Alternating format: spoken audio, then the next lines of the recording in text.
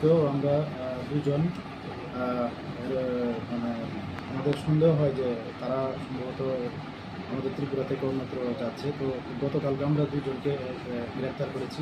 এর মধ্যে একজন আমাদের মানে ইন্ডিয়ান টাউট আর একজন বাংলাদেশের এক মেয়ে।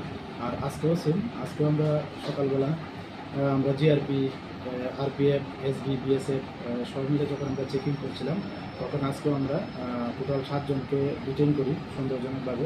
তো তাদের জিজ্ঞাসাবাদ করে জানতে পারি তারা সবাই বাংলাদেশের লোক এবং তারা আমাদের ওই যে একটা কাঞ্চনজঙ্ঘা একটা এক্সপ্রেস আছে, ওই ট্রেন দিয়ে তারা চেন্নাই যাওয়ার উদ্দেশ্যে আজকে এসেছিল।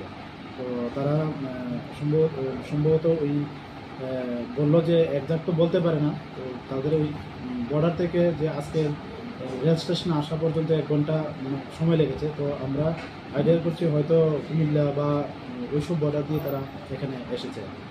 তাদের কাছ থেকে সন্দেহজনক কিছু পাওয়া গেছে? তাদের কাছে না এরকম কোনো সন্দেহ নেই, তবে তাদের মোবাইল পাওয়া গেছে, স্মার্ট মোবাইল। তো এগুলো আমরা খতিয়ে দেখছি এটার সঙ্গে কোনো ইন্টারন্যাশনাল অন্য কোনো কিছু যুক্ত আছে কি। আমাদের কাছে খবর আছে যার মধ্যে আজকে 7 জন যে ধরেছেন তাদের মধ্যে 2 জন মহিলা বেশি ছিল, মেয়ে বেশি ছিল 2 জন। হ্যাঁ, তাকে কিভাবে আপনারা শনাক্ত করলেন? আমরা অ্যাকচুয়ালি তাদের দেখেও সন্দেহ হয়েছিল। আমরা প্রথম ভেবেছিলাম যে হিজড়া দূর থেকে, কিন্তু যখন আমরা তাদের ডিটেইন করে ইন্টারোগেশন শুরু করি, তারপর মানে পুরো ঘটনাটা বেরিয়েছিল। তারা ওই মেয়ের লোকের ছদ্মবেশে ওই ট্রেন দিয়ে যেতে চেয়েছিল, যে হয়তো কারোর নজরে পড়বে না, কিন্তু আমরা সঠিকভাবে শনাক্ত করেছি এবং তাদেরকে আজকে কোর্টে মহামান্য আদালতে প্রেরণ করেছি।